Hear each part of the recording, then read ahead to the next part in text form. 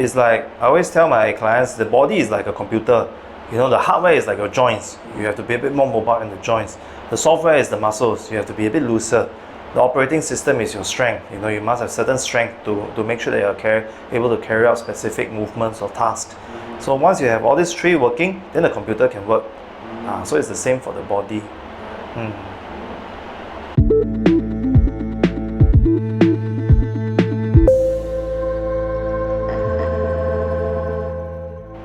So I'm Shaun. I'm a physiotherapist by profession. So I've been in this field for 10 years more already. So currently I'm running my own clinic, so Fhysio. So it's been around since 2016. We started off as like a place where we offer sports massage courses and sports equipment, and then gradually we evolve and we integrate everything together: physiotherapy, massage therapy, courses and equipment as well. So today we're here. We want to talk about the importance of movement. Movement that includes topics like flexibility and mobility, right? Okay, why is it important to always carry that, being able to have that range of motion throughout our lives, especially when we get older? Sometimes we don't want to think that we are old, that's the thing. As we get older, we still think like, yeah, I still can do this, I still can do that, but the reality will bring you back. Like I have some clients who they get injured just sometimes by lifting, by carrying things, or just reaching overhead to take something. So then when I ask them, how come you so heavy? What makes you think you can carry? He says, last time I can carry. There's always the last time thing. Then when I ask them to show me how they carry, then you realize that they actually, it's a bit stiff, a bit tight in the joints and the hips, and then they start to bend a lot more from the back, and that's how they get injured. Or sometimes they injure their back not because they are lifting, but just by taking things on top. So this is where compensation comes in. Like they have limited mobility in the shoulder. For some of my clients, they try to take things on top. They don't use the shoulder to raise, they don't force it because it can get a bit painful because of the restriction in the range. So what they do is they arch their back a lot and they take, then in the end they strain their back, not the shoulder. So these are things that can come on if, let's say, you don't have sufficient range of motion. Not a direct cause, but also indirectly as well. Would you say it is as important or more important than strength training, having a flexible and more mobile body? I think it's a bit chicken and egg. Like you have to work both together. But in a way, when you are, how should I say, strength training sometimes can be very specific. That means you really train, you strengthen specific muscles. If you were to say strengthening, any exercise will strengthen the muscles because you're using them, you see. So I would prefer to say maybe, in terms of strengthening, maybe those are really strengthening specific muscles. But when you're doing exercises that helps with mobility, in a way, you're also getting these muscles to move. You're also getting these muscles to be activated. They may be a bit weak, but you're still getting them to move. So that's a good start as well. So another thing about the exercise is that as much as you want them to move, if sometimes they are still not able to activate certain muscles, it will still be hard for them to do some of the mobility stuff, for the mobility work. So if you can work hand in hand, strengthen those specific muscles that are a bit weaker or unable to activate, then at the same time you continue with your mobility exercises, and at the same time you also make sure that you do your post-workout recovery, you stretch, you roll, make sure that the tight muscles are loose. These three things you go together and then you'll help better. And this is not just for the old people, this is like for anybody from teenagers on. Correct, that's right. So it's like I always tell my clients, the body is like a computer. The hardware is like your joints. You have to be a bit more mobile in the joints. The software is the muscles. You have to be a bit looser. The operating system is your strength. You must have certain strength to make sure that you're able to carry out specific movements or tasks. So once you have all these three working, then the computer can work. So it's the same for the body. I think nowadays there are a lot of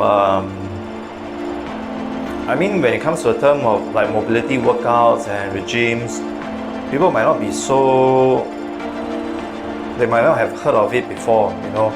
They might have seen it before, but they might not know where to you know, go for this kind of mobility stuff, because I think the mainstream is still mostly targeted like, you know, strengthening in the gym, you know, run, swim, cycle, the usual, or even like yoga, pilates, all these things, you know. But mobility is something that is, I find is still not as popular as it should be, you know, in Singapore. Yeah, and I think it actually works. It's actually it's actually important to make sure that, you know, people are a bit more aware, because when you look at those things that they do in the mobility workouts, right, it looks very funny. You know, you're trying to move through certain way of the hip, you're trying to move the whole body, you're turning as well. Yeah, but it's not as easy as it looks when the person is doing, because for you to execute all this movement, you have to really concentrate and think, you know, how you want to move, you know, where is it that you want to move that you don't get stuck.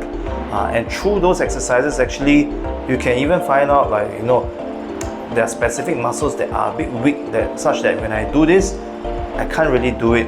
It doesn't seem like it's tightness that's limiting me, but it seems like I just cannot do it, I just don't have the strength. Or for some of the movements, right, you may realize that, hey, wow, just very tight, you know, I move already, the muscles are just pulling me.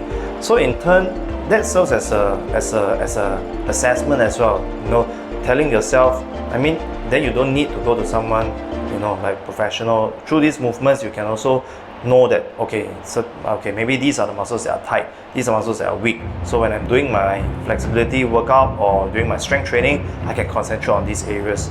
So it actually benefits. Actually, I find like Pilates and yoga very good for identifying all these things that you just said, you know, which muscles are weak, which joints are stiff, and which one has the mobility that you want. Correct.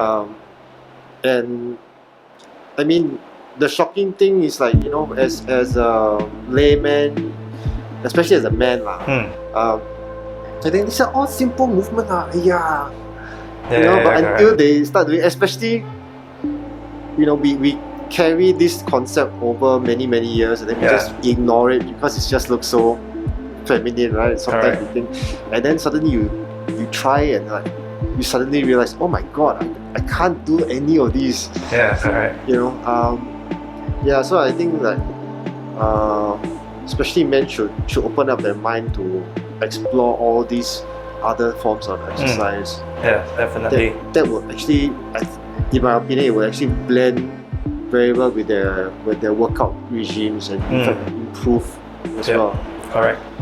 Now, always you go to the gym, you see more men. You go to the yoga class, Pilates, you see more women.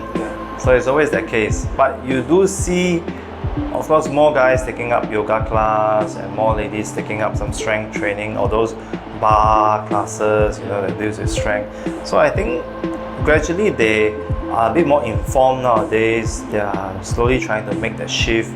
But same, I still have guys who come to me that the only time they go for yoga is when their girlfriend or their wife asks them to go, and they will always be at the back of the class because there are always movements that they cannot do. And I don't know, guys just don't like those kind of slow things, you know. When I do slow stretches, they say, oh, I cannot take it, I want something that's more impactful, I want something that's more fast moving. It's incredibly difficult to move slow. Correct. The muscle control is so high level. Correct. So I think I guess men tend to like want to be a lot more dynamic, but they disregard this portion of their health. That's right. But I mean, if during the exercise you find that actually there are a lot of things you cannot move or cannot do, then those are the things that you probably would need to focus a bit more on. Because I've seen like amateur bodybuilders where two guys about this. One is in fact bigger than the other guy, and both like to do like deadlifts. But the younger guy, he cannot put his hips and shoulders on the wall and put his hands up. He can't touch the wall.